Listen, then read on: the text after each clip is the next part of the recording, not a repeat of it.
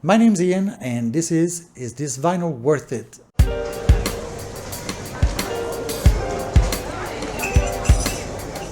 Today's album is Connie Francis at the Copa. It was recorded live in 1961. She was 24 at the time. This is the front of it. As you can see, there's some damage in the bottom there. The sleeve is in terrible condition, if you ask me. There's some mold here. Every side is cracked. On the back here, it's the reviews from newspapers and stuff like that. This album is mono, of course. Let me show you the record inside. It's almost mint. That's why I bought it. I think I paid $12 for this. These albums, they go for between $5 and $20 depending on condition. They're not rare, they're not really sought after, but it's one of my favorite albums, and the reason is very simple. Performance on this album is fantastic. She was wild, she was crazy, she was young, and yeah, it showed in the recording. We understand that this is not audiophile quality. Like I said, it's in mono. The equipment was probably pretty old. It's in a club. It's not the perfect condition. And she was not a major artist yet, even though she already had 3 albums and the greatest hits. Imagine that at the age of 23. Like I said, this performance was very important for her, because if you made it at the Copa, you had the keys of the city. You could come back first, and then second, you could go to Vegas, you could go to any club. You pretty much had the benediction to do whatever you wanted back then. The charm of this album is that it's not perfect, right? All the imperfection, you can hear the club behind the recording in between songs. You can hear people talking. You can hear the vibe of the club. The Copacabana was a show club. It was a diners club. You could eat there at the same time. This is like pre-TV, pre-color TV. Not everyone had a tube set at home. Entertainment was this. Basically, you'd go out, and the Copa was the place to go out if you were someone. Like I said, it's very immersive because you feel like you're right there. People will call the sound vintage, but it was like that at that time. It was not like we're trying to get a vintage sound. It's just what it sounded like.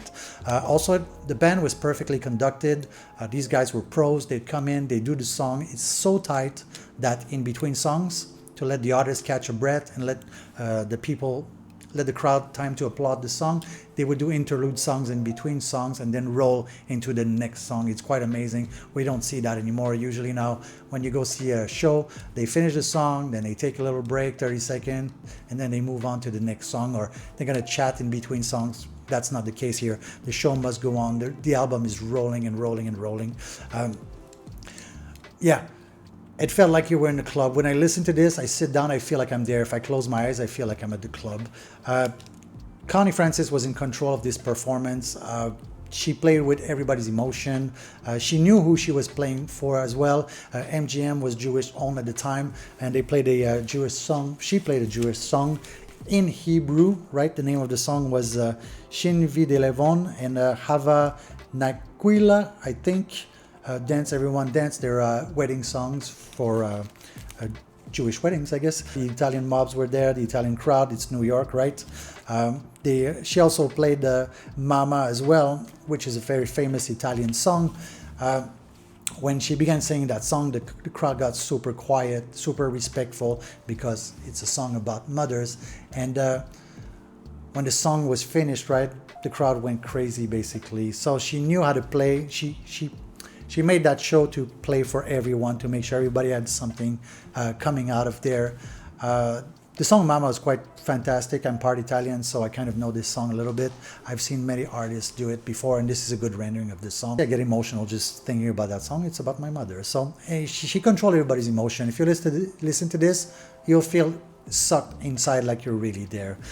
On the B side of this album as well, there's a Al Jolson medley. Al Jolson was a writer. He wrote all the pop songs in the 20s and 30s and 40s. Sinatra sings this song. Everybody sings this song, basically. And the last song of the album was When the Saints Go Marching In. You know that song, like Louis Armstrong, that we're all a little bit tired of listening to. And when I saw this song on the album, I thought, oh, not again, that song. And to my great surprise, I felt like I was tapping my foot. I really enjoyed her rendering as well.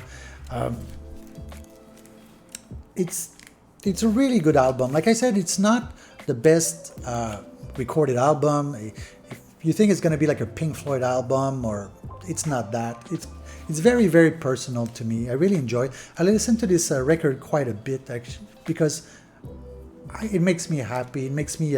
remember what I was talking about when she sang Mama, right? It reminded me of the movie The Godfather, and the wedding scene at the beginning when Johnny Fontaine sings a song for the mother of the Corleone clan. It brought me back there, right? It brought me to happiness, and So it brings you up, brings you down, brings you up, brings you down. It's a good performance. I'm very happy with this. I've listened to the reissue. There's a reissue, I think it's 2012, and it's not very good. They could not remaster this. It's too old. The tapes, it's recorded too long time ago, and plus it's a live show. What they did, they added some filters and play with the equalizer, so filters to bring down the noise, but at the same time you bring down the performance, and then they added more bass and more bass, I'd say, and then it doesn't sound as live as this sound. You should have one of these in your collection of Connie Nielsen. I'm not a super big fan of the lady. I'm not... her country years at the end, it's not for me. There's better country out there. She's very versatile though. She has an album, Connie Sings Italian. She has an album, Connie Sings Spanish or Latin. Then she has an album, Connie Sings Christmas.